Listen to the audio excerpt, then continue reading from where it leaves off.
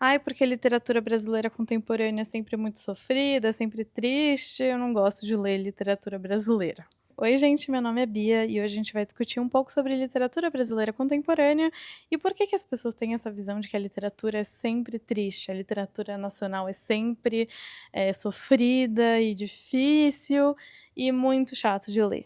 Bom, vamos começar falando o que que é a literatura brasileira contemporânea. Aqui, de novo, vou reforçar que eu não sou expert no assunto, não estou nem perto de ser, isso é tudo baseado em pesquisas da internet, mas eu queria compartilhar com vocês algumas coisas bem interessantes, que são as seguintes. Bom, a literatura brasileira contemporânea, ela surge depois do modernismo. Então, para quem não faltou às aulas na escola, o modernismo foi aquele movimento, enfim, Semana de Arte Moderna, Tarsila do Amaral, Oswald de Andrade, enfim, todo aquele negócio lá.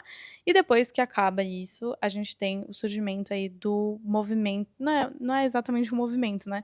Mas da era contemporânea. Então, quando a gente fala de arte contemporânea, enfim, literatura contemporânea, não existe exatamente um consenso sobre datas, mas é basicamente o tempo final do século XX e até os dias de hoje. Então, o movimento contemporâneo ainda está em existência, ainda está em vigor.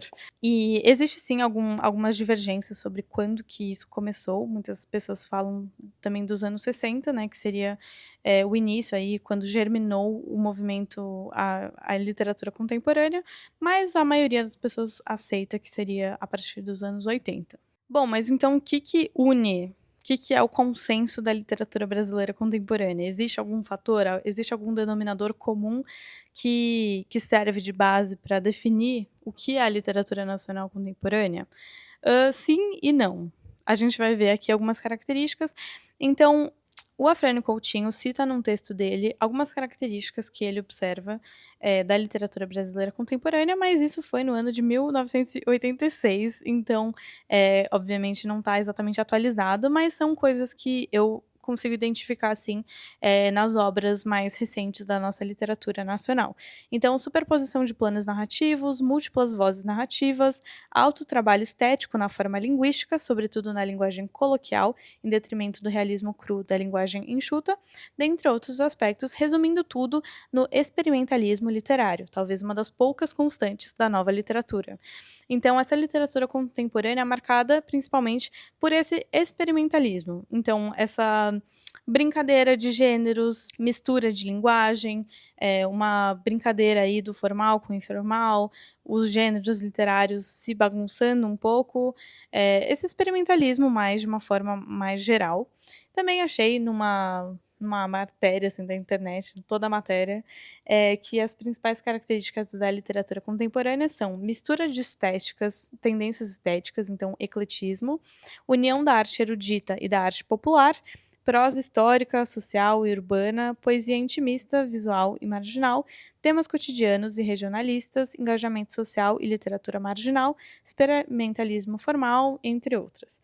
Então, uma questão também de uma preocupação com pautas sociais, ligada também a essa experimentação, esse ecletismo, né, essa mistura de várias coisas, uma coisa meio bagunçada que define a literatura contemporânea, mas assim, não existe exatamente uma coisa que a gente fala: "Ah, esse é um texto contemporâneo", sabe? Uma outra coisa muito interessante é o papel da autoficção. Então, a primeira pessoa, as narrativas em primeira pessoa ganham muita, significância, né, existem muitos livros contemporâneos nacionais que têm essa experiência da narração em primeira pessoa, que é uma coisa relativamente nova, vamos dizer, mas também há o cunho autobiográfico. Então, muitas coisas de autoficção, de uma autobiografia, uma experiência do autor que é transmitida no texto, colocada no texto. E aí, voltando nessa questão do pós-modernismo, né, a literatura contemporânea é marcada por contestar as noções clássicas de verdade, questionando os discursos universais que fundamentam os saberes hegemônicos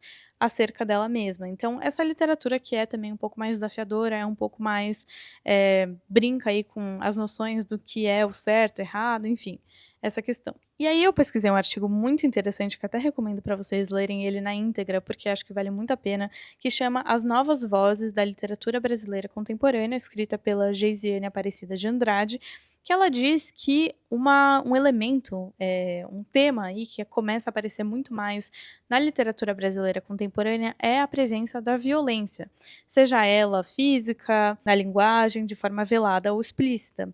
Ela diz que essa tendência não é nova na literatura, já estava presente em livros como Cortiço, de Aloysio de Azevedo, Grande Sertão Veredas, de Guimarães Rosa, e no chamado Brutalismo, de Rubem Fonseca, apenas para exemplificar. Mas que, hoje em dia, esse tema é muito mais tratado, com muito mais frequência, né? Então, é uma constante até, a gente poderia dizer, que é uma constante a retratação da violência na literatura brasileira contemporânea. E ela também fala sobre um novo realismo literário. Então, além da violência, esse novo realismo literário, né, seria uma forma de abordar a memória, o contexto familiar, a solidão, os traumas, a exploração negra e o amor, mas de uma forma diferente da abordagem e na configuração de seus personagens, que nada tem de ingênuos ou pouco complexos. Da mesma maneira, dialogam com questões atuais, como feminismo, machismo, homossexualidade, novas tecnologias e mídias sociais. Então, esse novo realismo literário seria um reflexo da nossa realidade atual, um realismo que reflete também as questões sociais, as questões que estão muito em voga hoje em dia, e eu não vou ser arrogante e dizer que a literatura atual tem personagens mais complexos. Eu não acho que é exatamente essa a mensagem, nem que a autora quer passar, mas no sentido de que existe sim uma certa complexidade maior, uma profundidade que é dedicada aos personagens, então personagens que são um pouco mais complexos, eu acho, e que abordam livros que abordam temáticas que fazem parte do nosso dia a dia, fazem parte do nosso contexto. E ela fala também de uma coisa muito interessante, que é a relevância da intensificação dos movimentos que tentam dar lugar a novas vozes, novas perspectivas, novas formas de ver o mundo e pensar.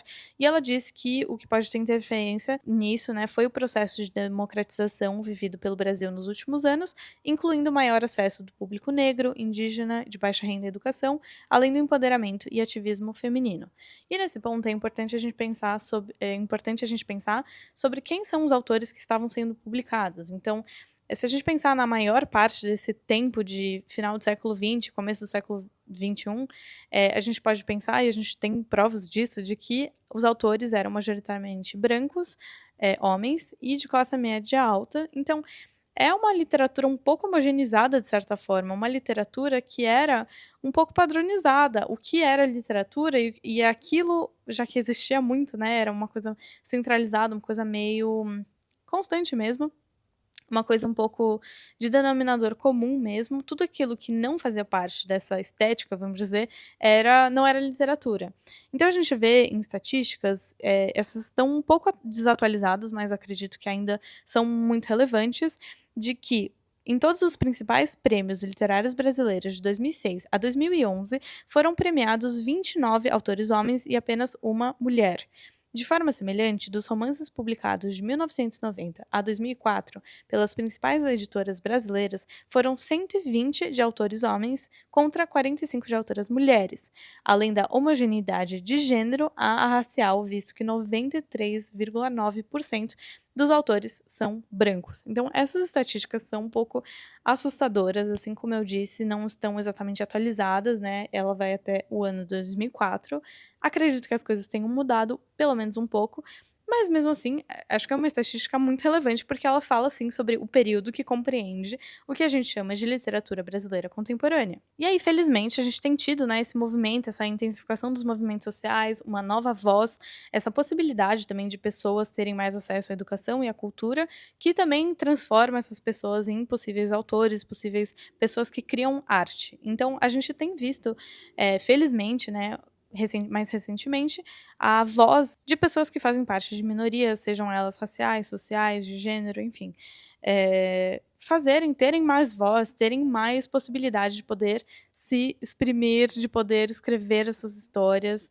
E eu gosto muito da Conceição Evaristo quando ela fala de escrevivência, né? Então, ela escrever a vivência, a existência dela, aquilo ficar registrado, aquilo ter um impacto de rememoração, né? De a gente realmente poder ter a escrita, a história das pessoas escrita, a história também da autora escrita numa página de papel que pode ser registrada, né? Então, essa escrevivência, eu acho esse conceito muito bonito que a Conceição Evaristo traz. E aí a gente vê, né, uma nova literatura mais preocupada também com essas questões sociais. Então, a literatura aparece como representação dos interesses e se preocupa com os problemas ligados ao acesso à voz e à representação dos vários grupos sociais. Isso é, os estudos e a produção literária se tornam mais conscientes do lugar de fala. Quem fala e em nome de quem. Então, essa preocupação eu acho que é uma coisa muito que a gente tem visto mais hoje em dia, uma preocupação de quem é esse autor. Por que, que ele está escrevendo isso? Em nome de quem ele está falando, sabe? É uma grande discussão de representatividade, enfim. Mas eu acho que a gente tem dado sim mais voz, e felizmente isso, né? Mais diversificação da leitura, dos autores, enfim, acho que é um movimento muito positivo. E aí a gente vem naquela questão de que a literatura é um reflexo da sociedade. A literatura, ela mostra os problemas sociais, ela mostra a realidade difícil da vida, ela também mostra as coisas boas. Então, essa questão da identificação também. O leitor se identifica com aquilo que ele lê porque faz parte da realidade dele.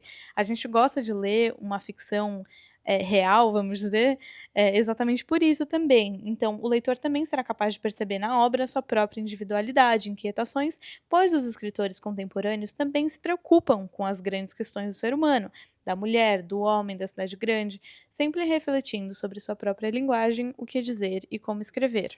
Então, essa experiência de você se identificar com aquilo que está sendo escrito, isso também é muito valioso, e isso eu também acho que é uma característica bem forte da literatura brasileira contemporânea. E aí, segundo o Compagnon, uma frase bem interessante, a literatura muda porque a história muda em torno dela. Literaturas diferentes correspondem a momentos históricos diferentes.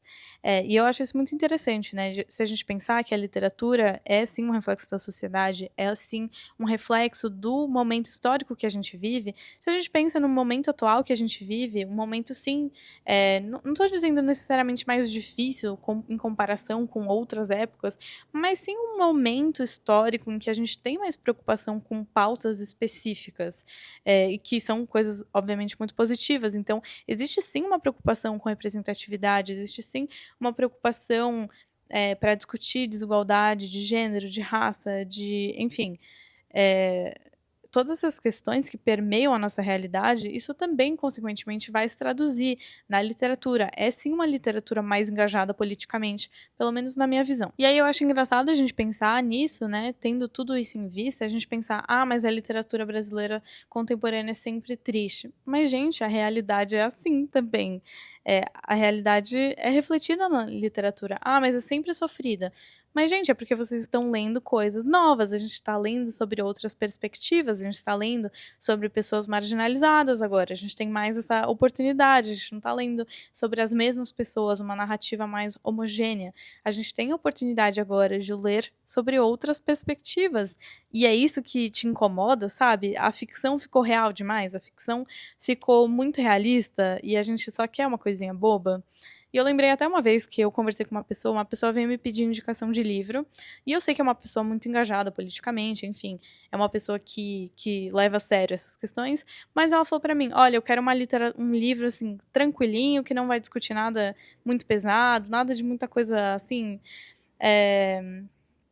complexa nesse sentido, e eu falei, eu entendo perfeitamente essa pessoa, eu também, às vezes você só quer ler uma coisa tão bobinha que não fala nada de questões sociais, de movimento social, de machismo, de racismo, de homofobia, enfim, a gente às vezes só quer ler uma coisa meio boba, sabe? E eu entendi o que essa pessoa quis dizer, mas achei engraçado até um pouco, tipo, a pessoa estava meio saturada de ler, eu sei que a pessoa profissionalmente, academicamente, pesquisa sobre questões, enfim, da sociedade, e a pessoa só queria ler uma coisa meio bobinha, e eu entendo esse sentimento, né? Mas eu acho engraçado a gente pensar, a gente não lê a literatura brasileira contemporânea porque ela é muito real. Essa ficção já ficou real demais, essa ficção já fala de coisas muito próximas à nossa realidade que nos incomodam. Então a gente não quer ler uma coisa que é incômoda, sabe? E eu já falei isso várias vezes por aqui. Eu não acho que todo livro tem que ser uma mega lição de vida, todo livro tem que ser mega transformador, mas eu acho peculiar a gente pensar, tipo, a literatura é sempre sofrida. Gente, é porque às vezes você tá lendo de uma realidade que não é a sua, entendeu? Então, fica aí o questionamento. E pra gente finalizar essa parte aí da reflexão, assim, eu queria ler uma frase da Regina Del Castanhe, que eu achei muito interessante. Ela é doutora em teoria literária pela Unicamp. Ela diz assim: a questão é que se precisamos pensar em uma literatura brasileira, uma literatura que fale de nós, vivendo neste país, neste momento, precisamos pensá-la como um mosaico, composta por várias perspectivas, vista de ângulos diferentes. Só isso pode enriquecer a nossa produção e dar conta, minimamente, da complexidade da vida contemporânea. Há uma ideia de literatura com L maiúsculo que, no final das contas, não passa de uma literatura masculina e branca, já que toda produção que não passa por esse lugar se torna adjetivada, feminina, negra, periférica, marginal. Insisto que temos que pensar em termos de literatura sem L maiúsculo e acabar com essa ideia de literatura universal para pensar num conjunto muito mais vivo e pulsante. Então, eu já falei várias vezes desse tema, já falei sobre homogeneização da leitura, mas é uma tecla que eu gosto de bater. A gente tem que pensar numa literatura brasileira contemporânea que é mais plural, é um mosaico, assim como essa autora diz. É uma literatura que está preocupada em ouvir outras vozes, em ter mais perspectivas.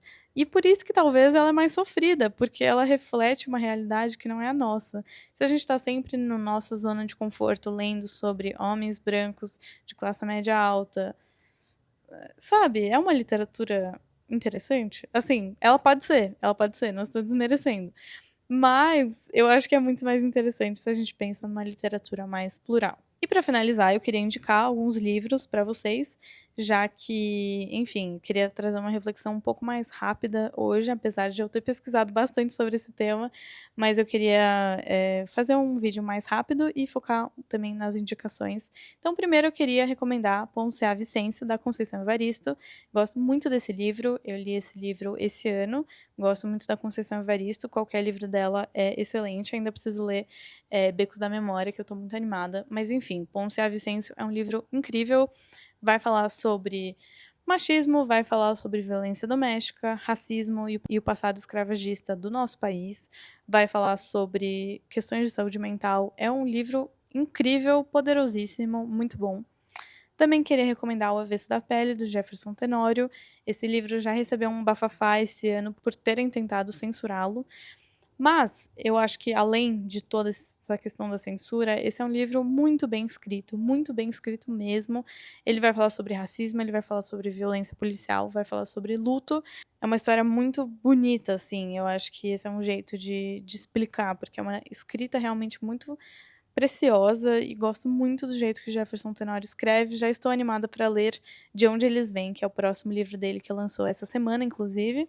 Queria também recomendar a Maria Altamira. Maria Altamira vai falar sobre uma mãe e uma filha e vai falar sobre a questão indígena, então sobre a usina do Belo Monte, barragem, enfim, exploração do povo indígena, toda essa questão é muito bom, é muito essencial. Vejo pouca gente falando desse livro, mas é um que eu gosto muito. E acho que é uma leitura muito boa, assim, para também a gente refletir sobre o capitalismo e, enfim, até onde a gente vai pelo dinheiro. Então, muito bom. Queria recomendar também Nihonjin, do Oscar Nakasato. É um livro muito bom, que eu gosto muito. É um livro brasileiro contemporâneo. Vai falar sobre a imigração japonesa no Brasil. Vai acompanhar uma família. É uma história muito preciosa. Gosto muito do jeito que ela é escrita. É uma experiência, assim, de ler esse livro. E, por último, queria recomendar Virgínia Mordida, da Giovana Vieira.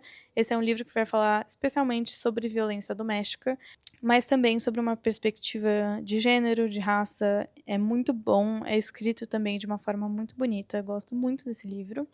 E é isso, gente. Espero que vocês tenham gostado desse vídeo. Ficou um pouquinho mais curto, eu acho, mas mesmo assim é um vídeo que eu fiz com muito carinho. Gostei muito de pesquisar e eu sempre gosto de pesquisar, de correr atrás das informações. Então é isso, gente. Até a próxima. Espero que vocês tenham gostado. Se inscrevam no canal, me sigam nas outras redes sociais que eu vou deixar aqui embaixo. E é isso. Tchau!